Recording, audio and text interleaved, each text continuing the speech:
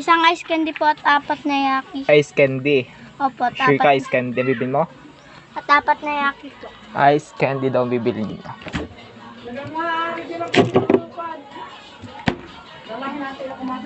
Ilang candy? Ilang candy? Yaki. Anong candy mo? Ito.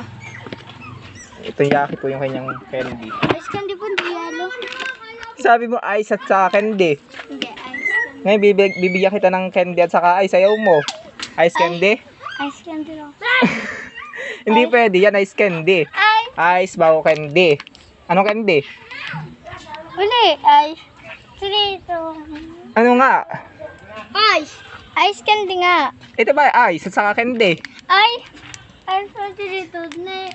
Ayaw mo ice at candy yan. Ano? Ice candy nga. Ano ka ice candy ginagayin mo? Yung ice candy. Yung tiglima. Hindi yan. Ano tig-5?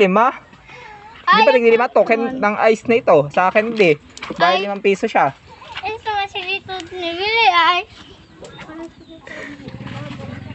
Bahala ka, tamo to.